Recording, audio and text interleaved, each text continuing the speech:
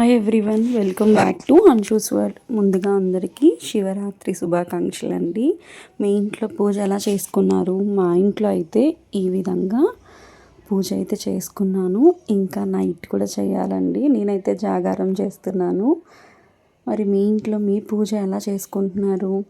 నేనైతే ఇలా శివుడికి అభిషేకం చేస్తూ ఉన్నానన్నమాట. చేస్తూ ఒక చిన్న క్లిప్ అయితే యాడ్ చేశాను దీంట్లో. నేను తమ్నైల్లో పెట్టాను కదా, కొబ్బరి దీపం అనైనా అనొచ్చు, నారికేళ్ళ దీపం అనైనా అనొచ్చు.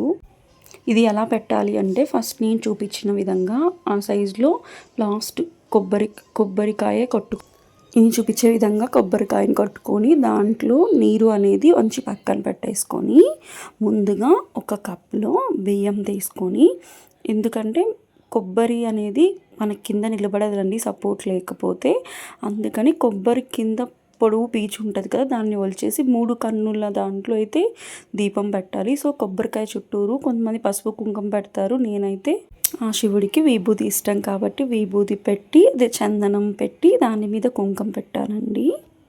పెట్టి టెంకాయలో నువ్వుల నూనె వేసి ఒత్తులని 3 ఒత్తులుగా వేసుకొని అప్పుడు నేనైతే వెలిగించుకొని ఇలా నారికేళ్ళ దీపం అనేది పెట్టుకున్నాను.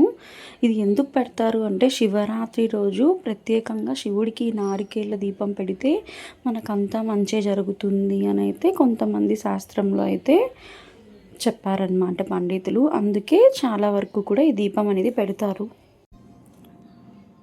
ఈ క్లిప్లో మా పాపకు కూడా అభిషేకం చేస్తానని వచ్చి చాలా ఇష్టంగా చేస్తుందండి. ఆవిడకి భక్తి ఎక్కువ. సో ఇలా 1 బై 1 అందరూ కూడా ఇంట్లో ఎవరికి తోచినట్టు వాళ్ళు చేసుకోవచ్చండి. శివుడికి ఇట్లాగే చేయాలి, ఇలాగే పెట్టాలి అలా అయితే ఏమీ లేదు. మీకు ఎంత స్తోమత ఉంటే అంత పెట్టుకోవచ్చు. సో మా ఇంట్లో అయితే ఈ విధంగా శివుడిని అలంకరించుకొని దీంట్లో అయితే అభిషేకం చేస్తూ ఉన్నాము. మనం కింద శివుడిని పెట్టినప్పుడు ఖచ్చితంగా వినాయకుడు అయితే ఉండాలండి. వినాయకుడు మన దగ్గర లేకపోతే చిన్న పసుపు ముద్దతో అయినా వినాయకుడిని అయితే పెట్టాలి. చాలా వరకు పాలు, పంచదార, పంచామృతం ఇవన్నీ వేసి అభిషేకం చేస్తారు. కానీ శివుడికి ఎక్కువగా శివుడి తల మీద ఉండేది గంగమ్మే కదా. సో నేనైతే నీటితో అభిషేకం చేశాను. మీకు ఎలా చేయాలి అనిపిస్తే మీరు అలా చేసుకోవచ్చు. ఇలానే చెయ్యాలి, అలానే చెయ్యాలి అలా ఏమీ లేదు. మీకు నచ్చితే ఉపవాసం ఉండొచ్చు, లేదంటే లేదు. జాగారం కూడా మీకు నచ్చితే ఉండొచ్చు. కానీ అర్ధరాత్రి వేకోజామున 12 గంటలకి లింగ ఆవిర్భావం అనేది ఉంటుంది కదా. సో ఆ సమయంలో మీరు అభిషేకం చేస్తే చాలా మంచిదంట.